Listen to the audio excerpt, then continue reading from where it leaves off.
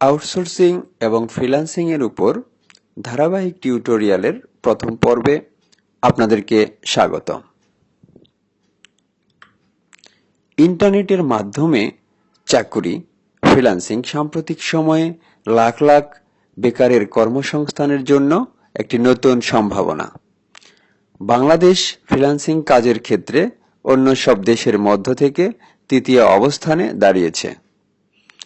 Outsourcing বাজারে বিভিন্ন বৈচিত্র্যের কাজের মধ্য থেকে যে কোনো ব্যক্তি তার দক্ষতা ব্যবহার করে নিজস্ব সময় এবং বাড়িতে বসে কাজ করে আয় করতে পারেন। এই ক্ষেত্রে সঠিক দিকনির্দেশনা একজন সফল ফ্রিল্যান্সার হওয়ার জন্য অপরিহার্য। আমাদের পরবর্তী টিউটোরিয়ালগুলোতে একজন সফল ফ্রিল্যান্সার হওয়ার জন্য প্রয়োজনীয় দিকনির্দেশনাগুলো থাকবে। আমরা এখন আউটসোর্সিং এবং ফ্রিল্যান্সিং দুটি বিষয় সম্পর্কে জানব। আউটসোর্সিং কি? খরচ কমানোর জন্য কোনো একটি কাজ নিজে না করে অন্যকে দিয়ে করানোকে আউটসোর্সিং বলে। উন্নত দেশগুলোতে কাজের মূল্য কমানোর জন্য আউটসোর্সিং করিয়ে থাকে। ফ্রিল্যান্সিং কি? কোনো একটি নির্দিষ্ট কোম্পানির চাকুরি না করে বিভিন্ন কোম্পানি বা ব্যক্তির কাজ করাকে ফ্রিল্যান্সিং বলে। ফ্রিল্যান্সিং কাজের সবচেয়ে বড় সুবিধা হলো এখানে নিজের পছন্দের কাজ করা যায়। এখন আমরা দেখব ফ্রিল্যান্সিং এ সফল হতে গেলে কোন কোন যোগ্যতাগুলো থাকা খুব জরুরি। কাজকে অনেক বেশি ভালোবাসতে হবে। কমিউনিকেশন দক্ষতা ফ্রিল্যান্সিং এর সফলতা অনেক বাড়িয়ে দেয়, কারণ ফ্রিল্যান্সিং কাজগুলো অধিকাংশ হয় বাইরের কান্ট্রি, ইউএসএ, অস্ট্রেলিয়া, কানাডা এর সকল দেশ থেকে।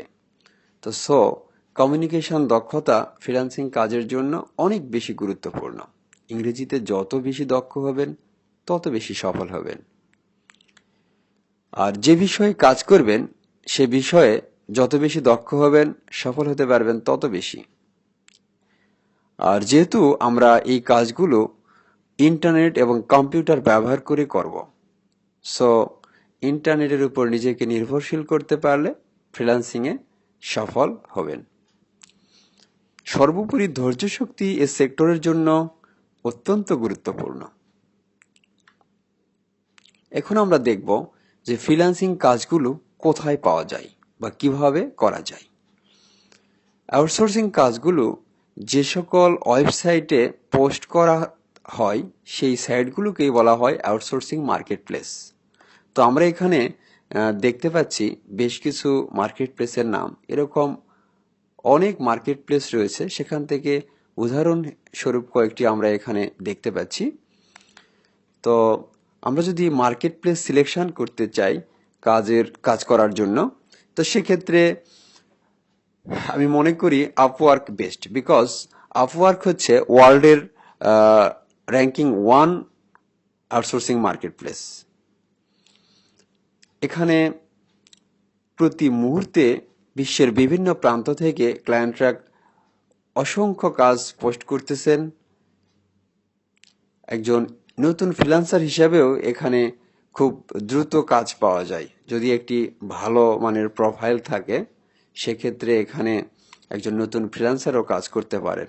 তো আমাদের পরবর্তী টিউটোরিয়ালে থাকবে কিভাবে আপওয়ার্কে অ্যাকাউন্ট ক্রিয়েট করতে হয় এবং সেই অ্যাকাউন্টটিকে 100% কমপ্লিট কিভাবে করা যায় সেটি আমাদের পরবর্তী টিউটোরিয়ালে থাকবে। এখন আমরা দেখব ফ্রিল্যান্সিং এ কোন ক্যাটাগরির কাজগুলো সাধারণত পাওয়া যায়। এখানে আমরা কয়েকটি মেন ক্যাটাগরি দেখতে পাচ্ছি। মেন ক্যাটাগরিগুলি হচ্ছে আইটি এবং প্রোগ্রামিং, ডিজাইন, ক্রিয়েটিভ, লেখন ও অনুবাদ, that means writing and translation, sales ও মার্কেটিং, অ্যাডমিন, ডাটা এন্ট্রি। এখানে আমরা যে ক্যাটাগরিগুলি দেখতে পাচ্ছি এগুলি মেন ক্যাটাগরি।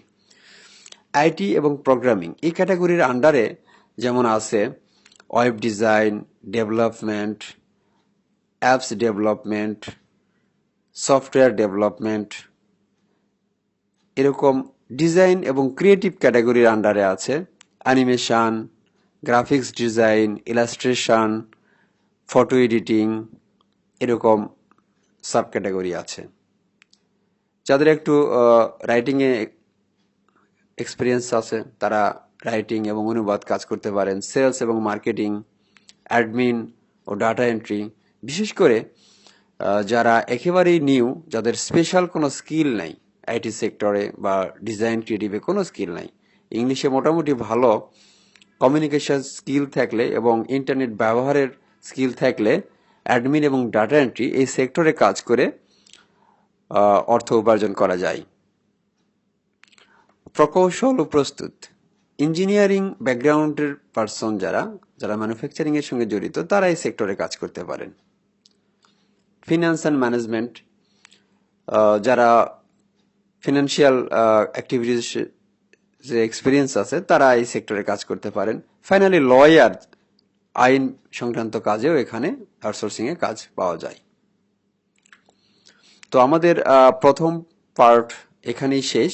আমাদের পরবর্তী পর্বে থাকছে কিভাবে আপওয়ার্কে অ্যাকাউন্ট করা যায় এবং 100% করা যায়। আমাদের এই টিউটোরিয়ালটি দেখার জন্য আপনাদেরকে ধন্যবাদ।